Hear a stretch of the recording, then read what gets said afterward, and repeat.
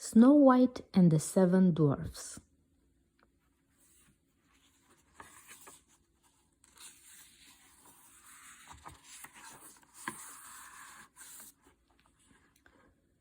Long ago, in a faraway kingdom, there lived a lovely young princess named Snow White. Her stepmother, the queen, was cruel and vain. She hated anyone whose beauty rivaled her own, and she watched her stepdaughter with angry, jealous eyes.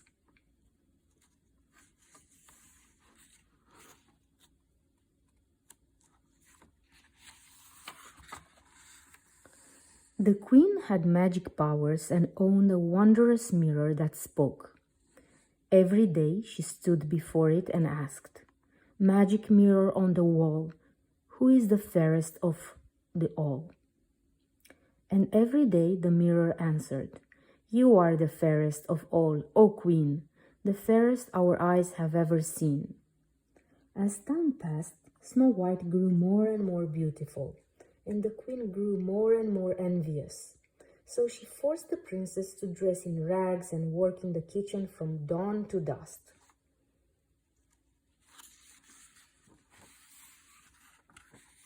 Despite all the hard work, Snow White stayed sweet, gentle, and cheerful. Day after day, she washed and swept and scrubbed. And day after day, she dreamed of a handsome prince who would come and carry her off to his castle.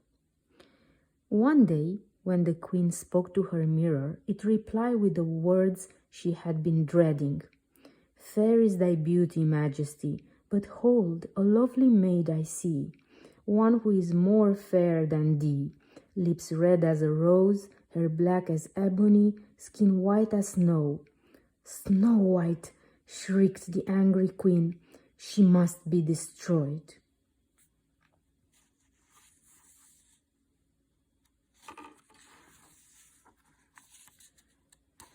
The queen sent for her huntsman.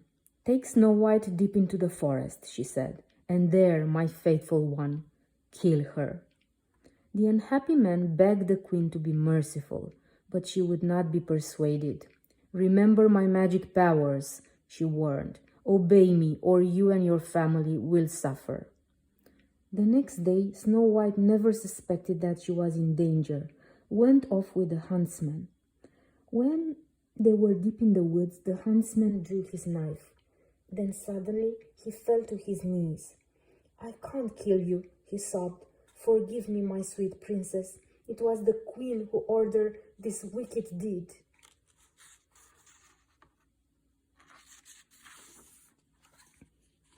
"The queen," gasped Snow White. "She's mad with jealousy," said Huntsman. "She will stop at nothing to destroy you. Quick, run away and don't come back. I lied to the queen. Now go, run, save yourself." Frightened, Snow White fled through the woods. Tangled branches tore at her clothes. Sharp twigs scratched her arms and legs. Strange eyes stared from the shadow. Danger lurked everywhere. Snow White ran on and on.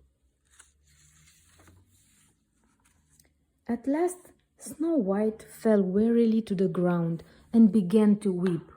The gentle animals of the forest gathered around and tried to comfort her. Chirping and chattering, they led her to a tiny cottage. "Oh," said Snow White, "how sweet! It's just like a doll's house." But inside, the little tables and chairs were covered with dust, and the sink was filled with dirty dishes. "My," said Snow White, "perhaps the children who live here are orphans and need someone to take care of them. Let's tidy everything up. Maybe they will let me stay and keep house for them." The animals all helped, and soon the place was spick and span.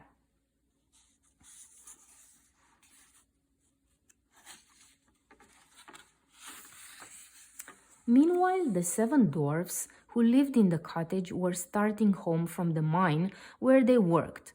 On their way, they sang, hey ho, it's home from work to go." The dwarfs were amazed to find their house so neat and clean. They were even more amazed when they tiptoed upstairs and saw Snow White. A sleeping girl, said the dwarf called Duck. She's pretty, said one named Sneezy. Beautiful, cited Bashful. Bah, said Grumpy. She's going to be trouble. Mark my words.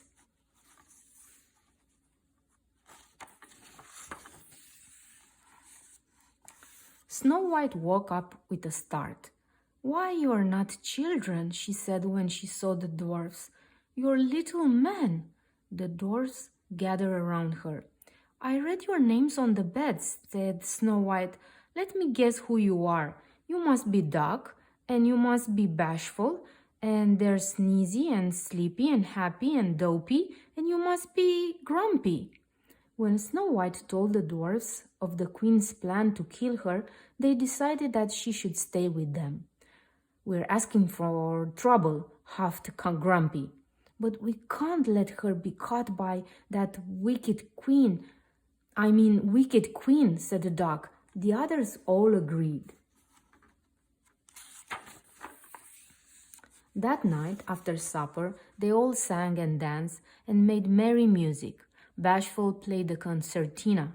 Happy tapped the drums. Sleepy toot the horn. Grumpy played the organ. Dopey didn't know how to sing or play a tune, but he was very good at wiggling his ears. Snow White loved her new friends, and she felt safe at last. But the queen had learned from her mirror that Snow White was still alive. This time, I will finish her. With a magic spell, she turned herself into an old peddler woman. She filled a basket with apples, putting a poisoned apple on top. One bite, she cackled, and Snow White will sleep forever. Then I will be the fairest in the land. Next morning, before they left for the mine, the dwarfs warned Snow White to be on her guard. Be aware of strangers, said Duck. Right, said Grumpy. Don't let nobody or nothing in the house. Oh, Grumpy, said Snow White. You do care. I'll be careful, I promise. She kissed him and the others goodbye, and the dwarfs went cheerfully off to work. A few minutes later, the queen came to the kitchen window. Baking pies, dearie? She asked. It's apple pies the men love. Here, taste one of these. She held the poisonous apple out to Snow White. Snow White remembered the dwarf's warning. But what harm can a poor old woman do, she thought. And the apple does look delicious. She bit the poisoned apple. Then with a sigh, she fell to the floor.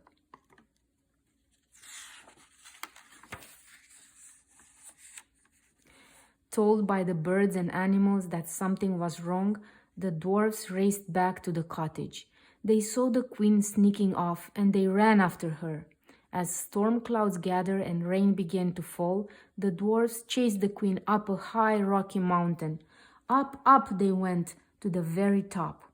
Crack, there was a flash of lightning, and the evil queen fell to her doom below.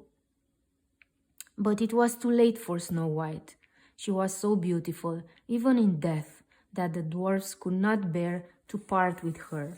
They built her a coffin of glass and gold, and day and night they kept watch over the beloved princess. One day, a handsome prince came riding through the forest. As soon as he saw Snow White, he fell in love with her. Kneeling by her coffin, he kissed her. Snow White sat up, blinked her eyes, and smiled. The prince's kiss had broken the evil spell. As the dwarfs danced with joy, the prince carried Snow White off to his castle, where they lived happily ever after.